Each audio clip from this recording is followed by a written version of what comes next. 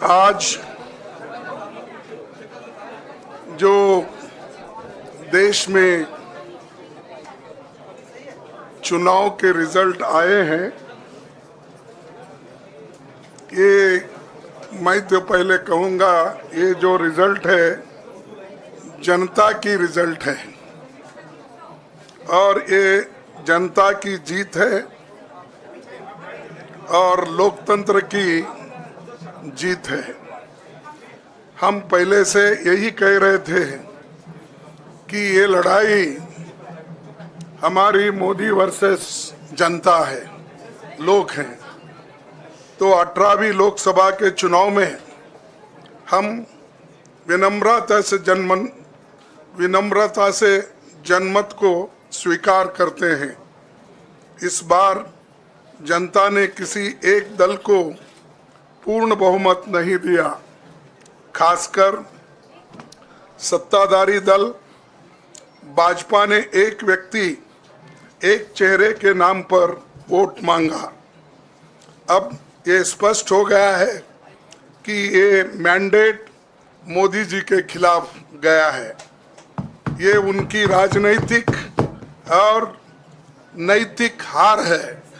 जो व्यक्ति बार बार अपने नाम से ही हर जगह वोट मांगते थे, उनकी ये बहुत बड़ी हार है और नैतिक दृष्टि से ये तो उनको बहुत बड़ा नुकसान हुआ है।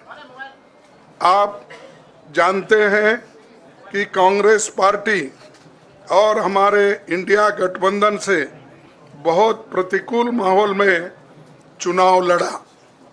सरकारी मशीनरी ने कदम कदम पर अवरोध डाला, बैंक खाते सीज करने से लेकर तमाम नेताओं के खिलाफ अभियान चलाया।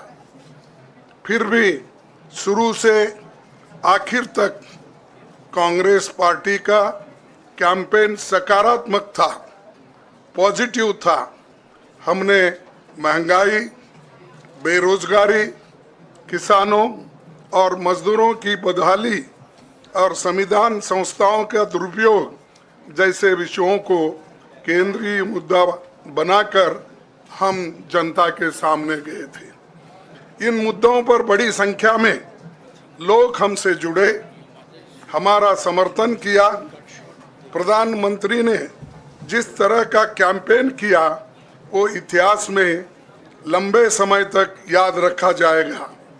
कांग्रेस के घोषणा पत्र के बारे में मोदी जी ने जो झूठ फैलाया, जनता ने उसे समझ लिया। मैं इस मौके पर कहना चाहूँगा कि श्री राहुल गांधी जी की दोनों यात्राएं, भारत जोड़ो यात्रा और भारत जोड़ो न्याय यात्रा के दौरान लाखों करोड़ों लोगों को मिलना, लोगों की समस्याओं को सुनना और आगे चलकर उन समस्याओं का हल ढूंढना हमारे कैंपेन का आधार बना। हमने इसी को 5 न्याय और 25 गारंटी का नाम दिया और इसी के आधार पर हमने गारंटी कार्ड बनाया।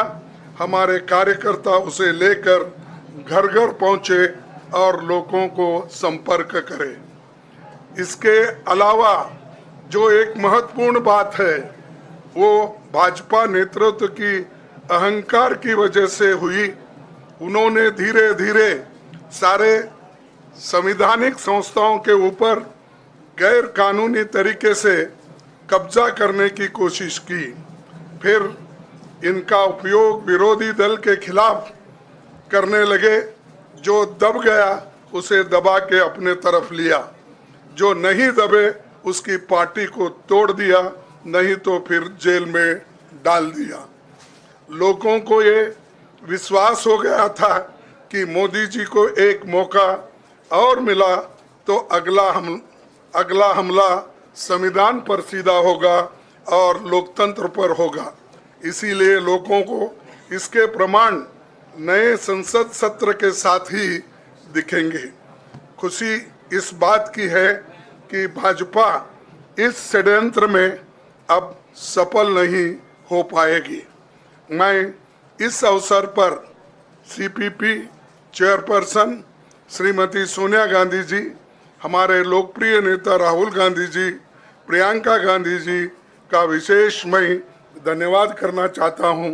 और इन्होंने दिन रात बराबरी से पूरे देश में कैंपेन किया और हमें एक मजबूत स्थिति में पहुंचाने के लिए भारी मदद इन्होंने की।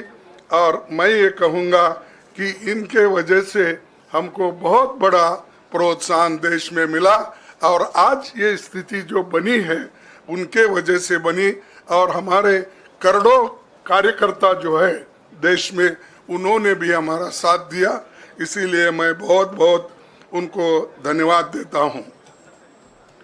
आखिर मैं इंडिया गठबंधन के अपने सभी साथियों और शुभचिंतकों का धन्यवाद करता हूं। सभी एक साथ मिलकर एक स्वर में रहे, सभी ने मिलकर प्रचार किया और एक दूसरे की मदद की। हमारे हजारों लाखों कार्यकर्ताओं ने अच्छे तालमेल के साथ काम किया। आप सभी का धन्यवाद। अभी हमारी लड़ाई अंजाम तक नहीं पहुंची है। हम सबको आने वाले दिनों में इसी तरह लोगों के अधिकारों के लिए, संविधान की रक्षा के लिए, लोकतंत्र के बचाव के लिए, देश की तरक्की के लिए, सीमाओं पर सुरक्षा के लिए लड़ते रहना चाहेंगे। हमें सुनिश्चित करना होगा कि संसद सुचारू रूप से चले, विपक्ष के मुद्दों को प्राथमिकता मिले, संसद में उन पर बहस हो। आने वाले दिन महत्वपूर्ण होंगे।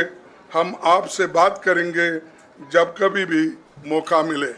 आप सभी को मेरा धन्यवाद और आपका साथ भी हमको रहा और हमने चुनाव में भी जहाँ हमको जितना हो सकता है वो साथ आपने दिया, इसलिए आप सभी को भी मैं धन्यवाद करता हूँ और सभी को नमस्कार।